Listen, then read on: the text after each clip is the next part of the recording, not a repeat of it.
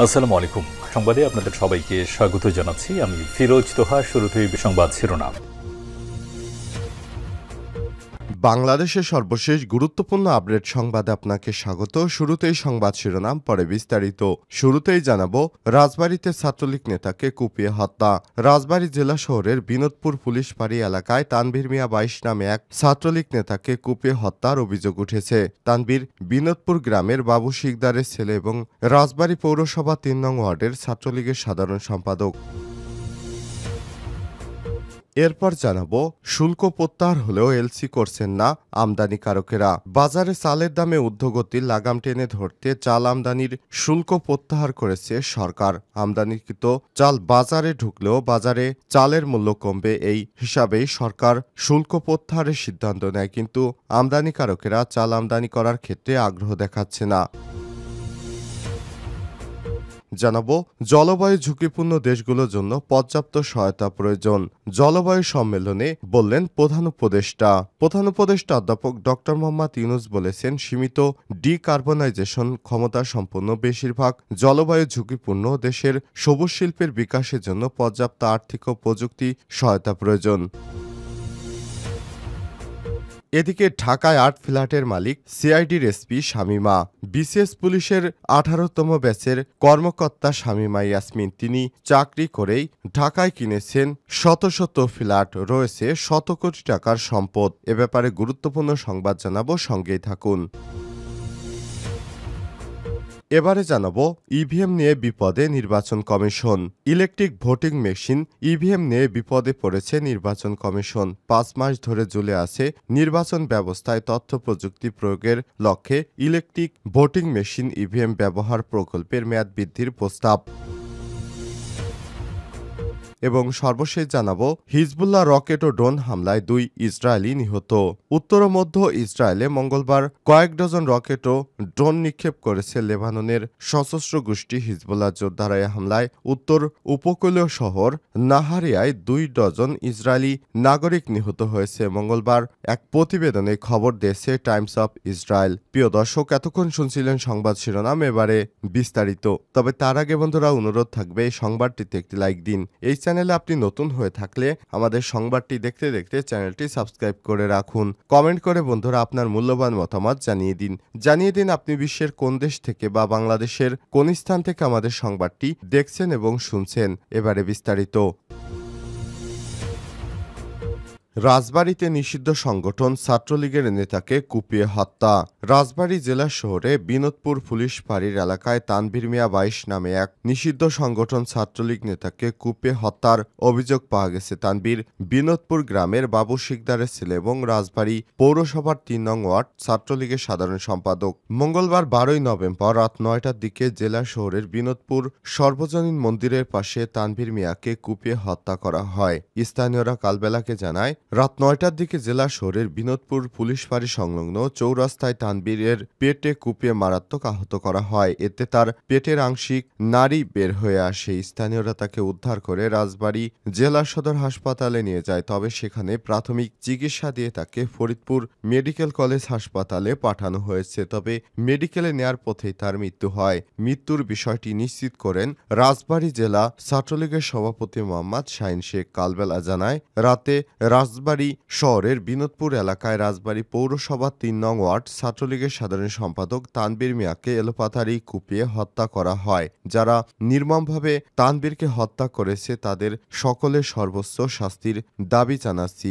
রাজবাড়ী সদর থানার ওসি মোহাম্মদ মাহমুদুর রহমান কালবেলাকে জানান, পূর্বশত্রুতার জের ধরে এই হত্যা হতে পারে বলে ধারণা করা হচ্ছে। ঘাতকদের গ্রেপ্তারের অভিযান অব্যাহত রয়েছে। রাজবাড়ীর অতিরিক্ত পুলিশ সুপার মোহাম্মদ শরীফাল রাজীব কালবেলাকে বলেছেন, রাত ১০টার দিকে জানতে পেরেছি তানভীর শেখ ২২ নামে এক যুবককে কুপিয়ে আহত করা হয়েছে। পরবর্তী ফরিদপুরে সে মারা গেছে বলে শোনা যাচ্ছে। মৃত্যুর বিষয়টি নিশ্চিত হওয়া যায়নি। এই ঘটনায় রহস্য উদ্ঘাটন নিয়ে পুলিশ ইতিমধ্যেই কাজ শুরু করেছে। একাধিক টিম মাঠে নেমেছে এটি নিয়ে আইনশৃঙ্খলা রক্ষাকারী বাহিনী যাতে কোনোভাবেই আইনশৃঙ্খলার অবনতি না ঘটে সেদিকে সতর্ক আছে পুলিশ। পরিবারের পক্ষ থেকে এখন পর্যন্ত থানায় কোনো লিখিত অভিযোগ অভিযোগ দায়ের করা হয়নি। তিনি আরও জানান, ব্যক্তিগত শত্রুতার জেরে এই হত্যাকাণ্ডের ঘটনা ঘটেছে বলে প্রাথমিকভাবে জানা গেছে। দলীয় কোনো সংঘাতের বিষয়ে জানা যায়নি। আমাদের অতিরিক্ত police super crime and ops ঘটনাস্থলে আছেন। অফিসিয়ালি কিছু বলতে পারছি না। ডেথ সার্টিফিকেট পাইনি এখনো, তবে ভিকটিমের কাছে লোকজন বলছে সে মারা গেছে। শুল্ক প্রত্যাহার হলেও এলসি করছে না আমদানিকারকেরা। বাজারে চালের দামের ঊর্ধ্বগতি লাগাম টেনে ধরতে চাল আমদানির শুল্ক প্রত্যাহার করেছে সরকার। আমদানিকৃত চাল বাজারে ঢুকলেও বাজারে চালের মূল্য কমবে, সেই হিসাবেই সরকার শুল্ক প্রত্যাহারের সিদ্ধান্ত নিয়েছে। কিন্তু আমদানিকারকেরা চাল আমদানি করার ক্ষেত্রে আগ্রহ দেখাচ্ছে না। তারা বলছে, আমদানি শুল্ক প্রত্যাহার হলেও ডলারে বাড়তি দাম ও এলসির ক্ষেত্রে ব্যাংক সুবিধা সংকুচিত হয়, চাল আমদানিতে নেতিবাচক প্রভাব পড়েছে। এতে আমদানি শুল্ক প্রত্যাহারের সুফল তারা নিতে পারছেন না। উপরন্তু আমন ধান কাটতে শুরু হয়, নতুন করে চাল বাজারে আসতে শুরু করেছে। কর্পোরেট হাউসগুলোতে মজুতদারদের জন্য আমন চাল সংগ্রহ করতে বেশি আগ্রহী। ব্যবসায়ীরা জানান, দেশের আউশ আমন বড় ৩ মৌসুমে চালের মধ্যে আমনের চাল উন্নত মানের। আমনের চাল দীর্ঘদিন সংরক্ষণ করা যায়। দেশের কয়েকটি শীর্ষস্থানীয় কর্পোরেট হাউস চাল ব্যবসায় রয়েছে। কর্পোরেট হাউসগুলো মজুদের জন্য আমনের চালই বেশি সংগ্রহ করে থাকে। চট্টগ্রামে 4 জন আমদানিকারক 28,000 টন আমদানির বরাদ্দ পেয়েছে, তবে তারা কেউ এলসি করেনি। এখন বাজারে আমনের নতুন চাল আসতে শুরু করায় বাজার পর্যবেক্ষণ করছেন তারা জানান, দেশীয় বাজারে চালের দাম ভারতের বাজারের প্রায় সমান রয়েছে। ভারত, পাকিস্তান, মিয়ানমার থেকে বাংলাদেশে চাল আমদানি হয়। ভারতে প্রতি টন চালের আমদানি মূল্য $410, পাকিস্তানে প্রতি টন $460 এবং মিয়ানমারে প্রতি টন $520। দাম কম হয় ভারত থেকে বেশি চাল আমদানি হচ্ছে। গত সোমবার থেকে ভারত থেকে আমদানি করা চাল ঢুকতে শুরু করেছে, তবে ভারতে আতপ চাল মিলছে না। শুধু সিদ্ধ চাল, সন্না, নাজিরশাইল ও কাটারি আমদানি হচ্ছে। সব চালের আমদানি খরচ বেশি পড়ছে। আমদানিকারক মোহাম্মদ হান্নান বলেন, ডলারের দাম 121 টাকা নেয় আমাদের কাছ থেকে, যার কারণে এলসি কম হচ্ছে। আমাদের দেশেও আমন কাটা শুরু হয়েছে। ভারতের বাজারে নতুন চাল আসায় দাম কমবে, তাই আমরা আমদানি বরাদ্দ যারা পেয়েছে তারা কিছুদিন অপেক্ষা করছে। অন্যদিকে আমদানিকারক মহিউদ্দিন আহমেদ বেলাল বলেন, চাল আমদানির বরাদ্দ পেয়েছি, তবে ডলারের দাম বেশি থাকা এলসি করিনি। আরও কিছুদিন বাজার পর্যবেক্ষণ করব। চট্টগ্রামের পাহাড়তলী পাইকারি বাজারে চাল ব্যবসায়ী এস.এম. নিজামুদ্দিন বলেছেন, আমনের নতুন চাল বাজারে এসেছে। আমদানি হলে সামনে দেশীয় বাজারে চালের দাম বস্তাপ্রতি 50 কেজিতে প্রায় 300 থেকে 400 টাকা কমে আসবে।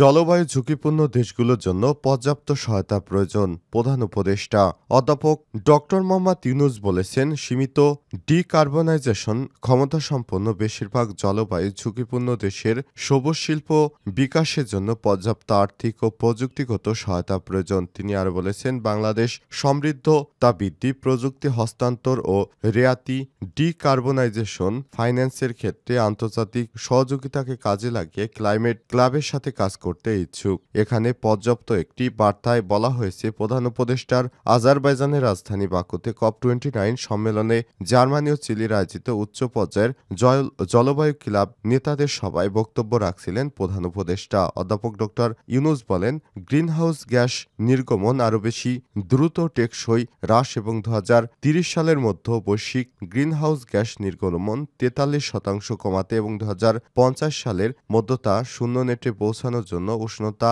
1.5 ডিগ্রি সেলসিয়াস সীমাবদ্ধতা করতে ব্যাপক আন্তর্জাতিক পদক্ষেপ প্রয়োজন। তিনি বিশেষ করে উদীয়মান বাজার ও উন্নয়নশীল অর্থনীতির দেশগুলোকে প্রমাণিত কম নির্গমন প্রযুক্তি প্রদর্শন ও স্থাপন করার আহ্বান জানান। ঢাকায় 8 ফ্ল্যাটের মালিক সিআইডি এসপি শামীমা।